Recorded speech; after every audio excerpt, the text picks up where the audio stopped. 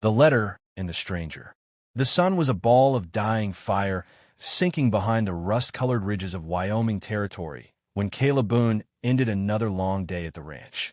He leaned against the split-rail fence, his hands rough with years of work, his eyes tracing the slow drift of cattle across the open prairie. It had been years since anyone had called him by his first name. Around these parts, folks knew him simply as the Loner Rancher. He'd earned that name fair and square, not because he wanted to be alone, but because life had a way of stripping things away until loneliness was all that was left. His parents had died when he was 16. His younger brother rode off to war and never came back. And the one woman he'd ever loved, Clara May, had chosen the banker's son, the man with soft hands and finer suits. After that, Caleb stopped expecting anything from the world. He built his ranch, broke his horses, and kept to himself. But one winter night, when the silence in the cabin grew too heavy to breathe, Caleb found himself staring at an advertisement in the Cheyenne Tribune. Mail-order brides from back east, good women seeking honest men to build a life out west. He'd laughed at first. The idea of some proper city woman coming all this way to live on dust and sweat seemed ridiculous. But after a week of rereading that little square of print, he gave in. He wrote a letter. I'm not much for fancy words. My name's Caleb Boone. I own a ranch 30 miles west of Laramie. I've got a roof, a horse, a herd, and 2 good hands. If you can handle hard work and silence, I'll give you respect, a home, and what love I can learn again. He sealed it with a trembling hand. Spring came slow that year. Snow still lingered in the shadows of the hills when the letter came back. Not a reply, but a name. Miss Anna Lee. She would arrive by the 3rd train in May. Caleb spent the next few weeks cleaning the cabin, mending the porch steps, even buying a new dress from the general store in town. The shopkeeper grinning wide when he said, "Well, Boone, I'll be damned. You finally got yourself a woman." Caleb only shrugged. "Reckon we'll see." He didn't sleep the night before the train came. The depot at Laramie Junction was alive with steam and chatter when the train whistled in. He stood apart from the others, broad-shouldered, hat low, boots caked with dust. He'd pictured the woman who'd step off that train 100 times. A plain face, maybe shy, nervous, holding a worn carpet bag. Someone who'd look at him with uncertain eyes and say, "I'll do my best." But when the door opened and Anna Lee stepped onto the platform, Caleb forgot how to breathe. She wasn't plain. She wasn't shy. She was too perfect. Sunlight caught her hair like spun gold, and her dress, though simple, seemed to belong to another world. Her face was soft yet proud, her eyes the kind that carried stories far too deep for a rancher like him to deserve. Every man at the depot turned to look. Even the station master froze mid-step. Caleb swallowed hard, took off his hat, and stepped forward. "Miss Lee," he said, his voice gravel-low. She turned to him, studying him with calm, intelligent eyes. Then she smiled, not a small-town smile, but the kind that could melt winter. "Mr. Boone," she said softly, "I was hoping you'd come." The ride back to the ranch was quiet. The sun burned gold over the hills, and wind brushed through the tall grass like whispers. Caleb tried to speak, to ask where she was from, what she liked to eat, what brought her west, but every time he opened his mouth, the words felt too small. Finally, she broke the silence. "You didn't expect me to look like this, did you?" she said with a hint of amusement. He cleared his throat. "Didn't expect much of anything, ma'am. Figured whoever came would just want a place to belong." "And you?" she asked. "Do you want the same?" He hesitated. "Don't rightly know anymore." Anna smiled faintly, turning her gaze toward the sunset. "Then maybe we'll find out together." By nightfall, they reached the cabin. The air smelled of sage and pine. A single lantern flickered in the window. Caleb helped her down from the wagon, his hand brushing hers, soft skin meeting calloused fingers. The contact startled them both. Inside, the cabin was clean, warm, and simple. The dress he'd bought lay folded on the bed. "I hope it suits you," he said awkwardly. She looked at it, then back at him. "You've been kind, Mr. Boone. Kinder than I expected." Caleb turned away, busying himself with the fire. "You should rest. It's a long road ahead." Anna didn't move. She watched him, the man with the quiet voice and lonely eyes. There was something about him that pulled at her, something raw and unpolished, but real. "You don't have to call me Miss Lee," she said softly. "Just Anna will do." He looked up. "Then you best call me Caleb." Outside, the wind howled across the open range, rattling the windows. Inside, two strangers shared the same silence, a silence that carried promise and danger, and something neither of them was ready to name. Anna turned toward the small window, her reflection faint in the glass. "I should tell you something," she whispered. "I'm not exactly who you think I am." Caleb frowned.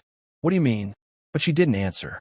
Instead, she walked to the small bed, untied her bonnet, and placed it neatly on the table. Her golden hair spilled down like sunlight after a storm. "Maybe," she said quietly, "you'll understand in time." That night, Caleb lay awake long after the lamp had burned out. He could hear her breathing softly from the other side of the room, and for the first time in years, the silence didn't feel empty. It felt like a beginning. But in the dark, he couldn't shake her words. "I'm not exactly who you think I am." And far away, back in the east, a telegram sat unopened on a sheriff's desk. It read, "Fugitive Anna Lee sighted boarding train west. Wanted for theft and the murder of a banker in Boston. The truth beneath the sunrise." The next morning broke with a hush of wind brushing through tall grass. The ranch lay wrapped in golden light, the air cool and clean. Caleb Boone stepped out with his coffee mug and stared at the horizon. Anna Lee was already awake. She stood near the corral, her hair loose, the morning sun turning it to fire. She moved with quiet grace, the kind of grace that didn't belong to this land of dust and sweat. Caleb watched her for a moment before calling out, "You handle horses before?" She turned, a playful smirk on her lips. "You'd be surprised what I've handled, Mr. Boone." He chuckled low. "Reckon I would." But behind that smile, Caleb saw something else, a shadow in her eyes, like she was carrying the weight of something too heavy to share. By midday, they'd settled into a rhythm. Caleb showed her how to fetch water from the well, how to gather kindling, how to ride his old chestnut mare, Hazel. She learned quick, like she'd been surviving her whole life. But every now and then, he'd catch her glancing east, as if listening for something, a sound carried on the wind that only she could hear. That evening, as the fire crackled and coyotes howled in the far distance, Caleb finally asked, "What did you mean last night, when you said you weren't who I think you are?" Anna froze. For a moment, the only sound was the pop of pine logs in the fire. Then she said softly, "My name isn't Anna Lee." "Not really." Caleb's brow furrowed. "Then who are you?" She met his eyes, and for the first time he saw fear there. "My real name is Evelyn Hart." She took a trembling breath. "I was supposed to marry a banker in Boston, a cruel man. He wanted power, not love. When I refused him, he accused me of stealing his money. I ran before he could have me arrested. But someone died that night, a man in his house. I swear, Caleb, I didn't kill him." Her voice broke, and she turned away. "I've been running ever since. The woman who was supposed to be your bride, Anna Lee, she was a friend I met at a boarding house. She was ill, dying. She gave me her papers. I thought maybe I could start over, be someone new." Caleb stared at her, silent for a long time. Finally, he said, "You're saying the law is after you." Evelyn nodded, tears in her eyes. "If you want me gone, I'll pack tonight. I won't bring trouble to your door." He looked at her, at this woman who had survived the East, the journey, the fear, and something inside him shifted. "Trouble already found me years ago," he said quietly. "You staying won't make it worse." She blinked, surprised. "You'd risk yourself for me?" Caleb shrugged, eyes steady. "Don't reckon I've got much left to lose. But maybe, just maybe, I found something worth standing for again." 3 days passed. They worked side by side, mending fences, branding cattle, cooking simple meals. Each night, they spoke a little more about their pasts, their dreams, the loneliness that brought them both here. And slowly, the distance between them faded. One evening, as thunder rolled in from the hills, Evelyn stood at the doorway watching the storm. Caleb came up behind her, silent, close enough that she could feel the warmth of him. "Storm's coming fast," he murmured. "So, is the truth," she whispered. He frowned. "What truth?" Before she could answer, the sound of hooves shattered the air.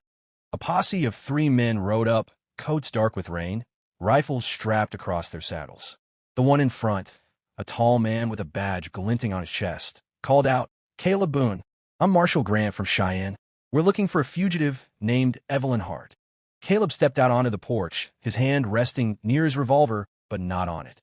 Ain't no fugitive here, Marshal, he said calmly. The marshal's eyes narrowed.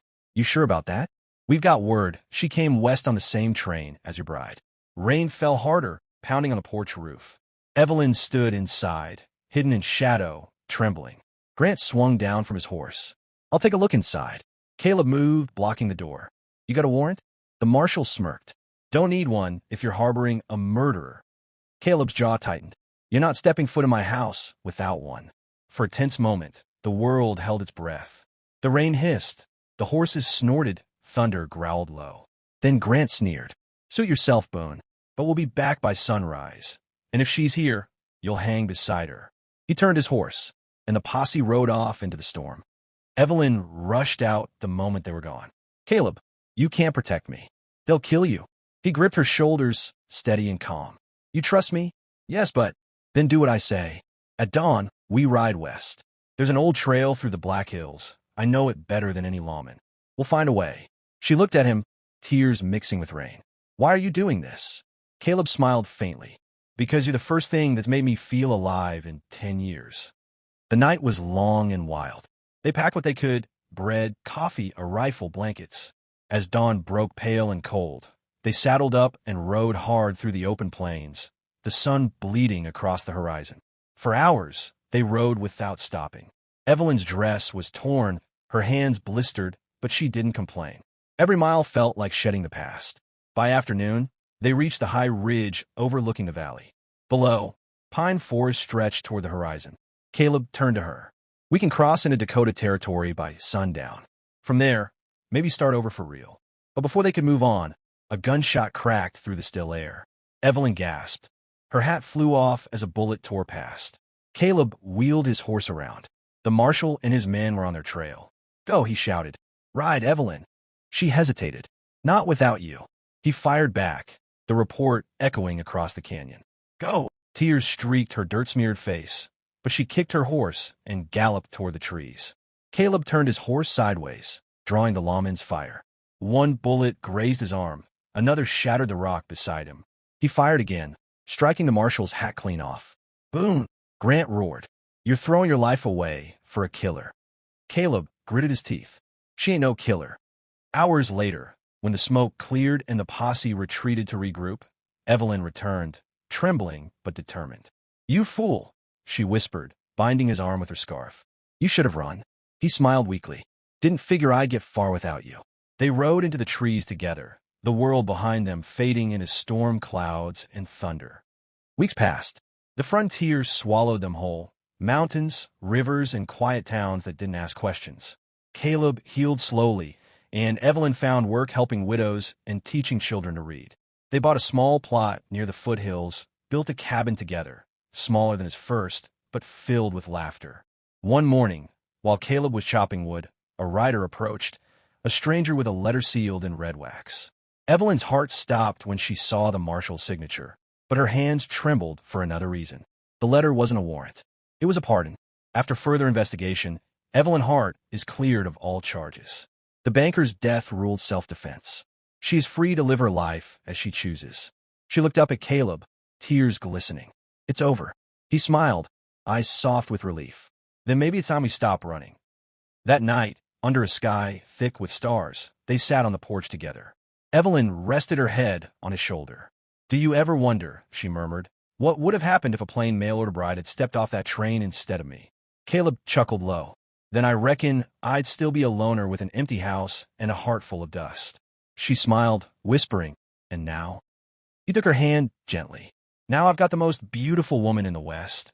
I don't care if she was meant for me or not. She's here. That's enough. The wind carried their laughter out across the prairie, where once there had been only silence. And for the first time in his life, the loner rancher wasn't alone anymore.